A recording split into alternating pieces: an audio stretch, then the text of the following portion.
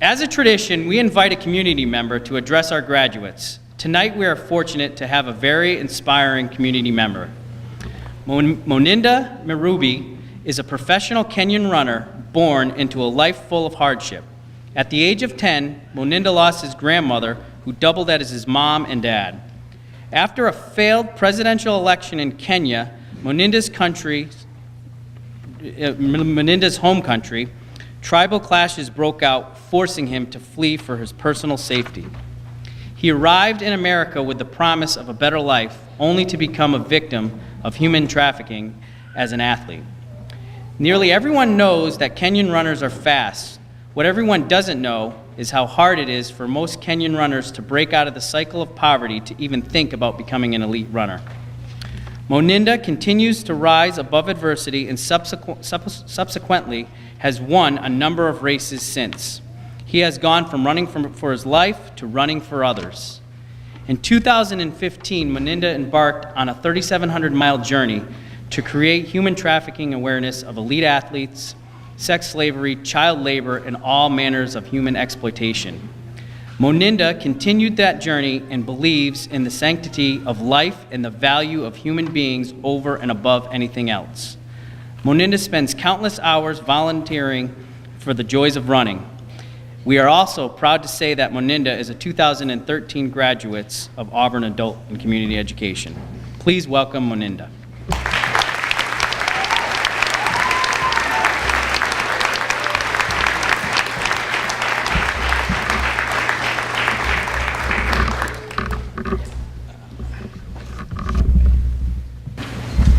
Hello. Hello. Are we together, guys?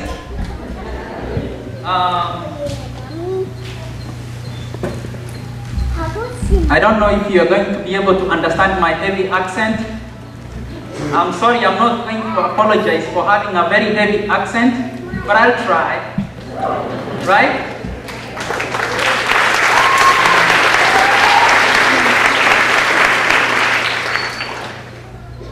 First and foremost, I would like to congratulate you guys for having a very successful learning journey that has brought you this far. Congratulations.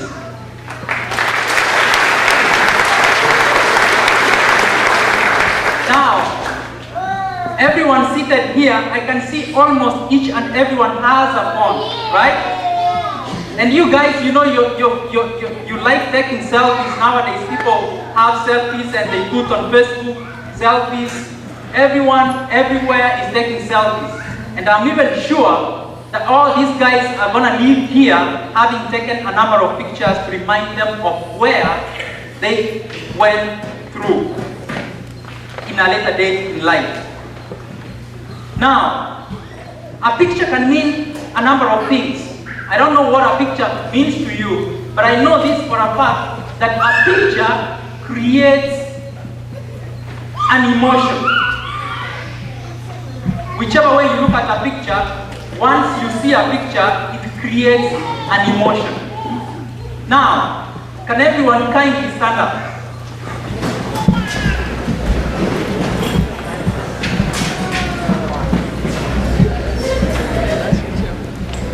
Thank you so much. Sit down.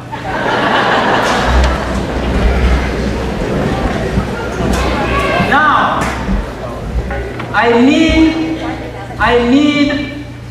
a volunteer. I'm not going to handpick. I need a volunteer. Someone come up here.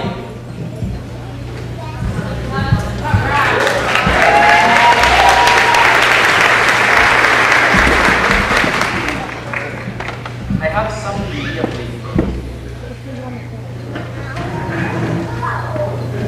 Thank you.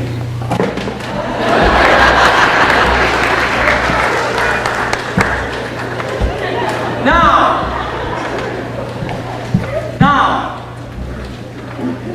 the question I'm asking, when I called someone to come up from here, why did you yourself come up?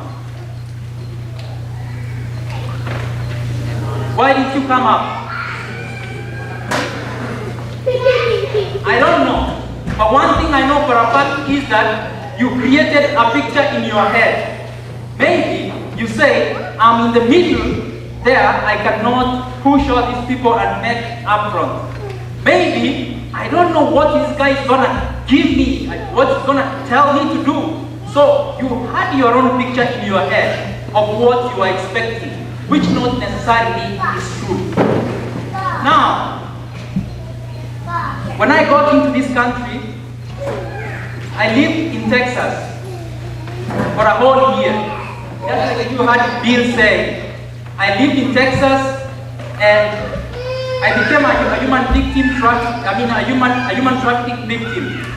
But when I was living in Texas, for a minute I thought the country I had come to, a first world country, I was living in a house full of bedbugs, a house that did not have the AC, and it was so hot. I was suffering. I was totally suffering in Texas. I was in a position saying to myself, I'd rather go back home and suffer there rather than staying in a first world country this kind of life. The picture that I had in mind about America was not the picture that I was living in when I was in America. So I felt so bad about myself. But again, something told me that keep on persevering, because a day will come, you'll be able to live your dreams. And that's exactly what I did. Now, before I came to Maine, somebody told me, when I made a decision of coming to Maine, somebody told me, you are going to Maine where you even don't know where you're going to live. You don't know anybody in Maine. And you know Maine is up there, and the people who live in Maine, somehow, sometimes, they can even chop off your head. I mean, you are not sure if you're going to come out alive. You're not sure about that. But I told them, the picture that I have for my life, right now, the kind of suffering that I'm suffering here in Texas, I'd rather go up there and have my head be decapitated.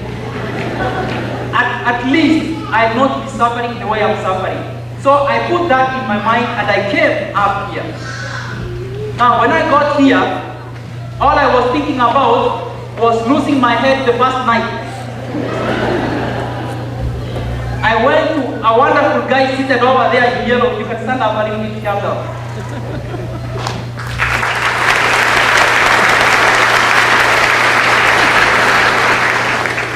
You can imagine the first night when I was here, I never slept. I never slept. Now, they introduced me, they told me where my bed was, and I went downstairs and I sat there. In a foreign land, in a foreign house, in a totally,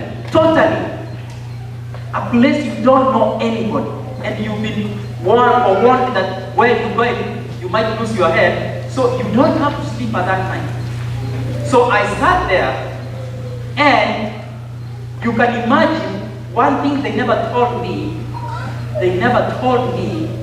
that downstairs where they had kept me or where they had set my bed, there was a black cat. So in the middle of the night at 1 a.m., in dark, weird hours of the night, I hear something jump across and knocked off the pictures from the wall.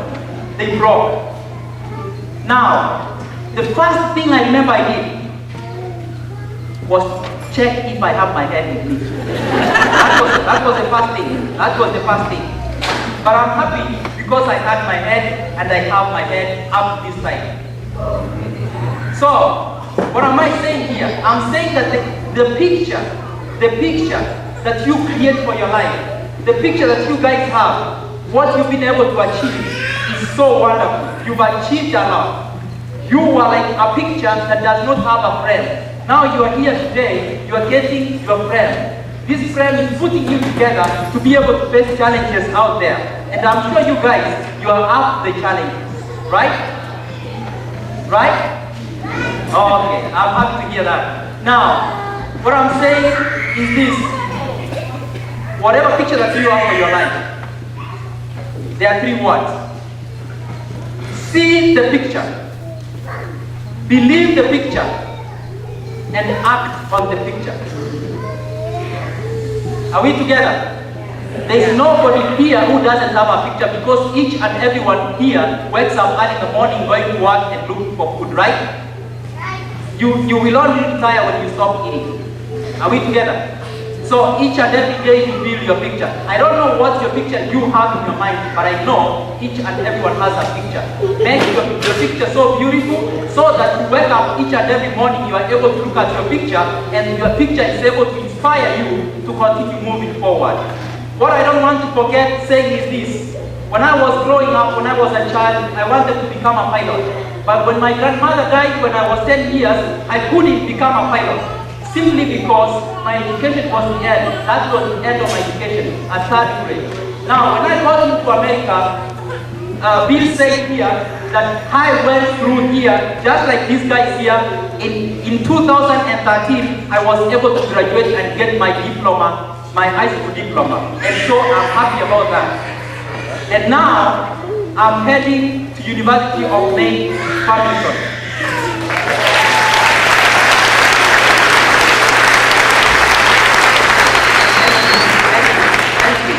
So, dreams are valid.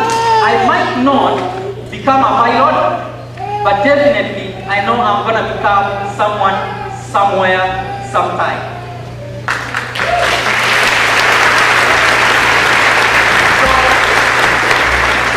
Thank you so much. So I'm going to leave you with this word, you guys who are graduating today. Whether you like it or not, change is inevitable. But growing or growth is optional. Make a wise choice. Thank you.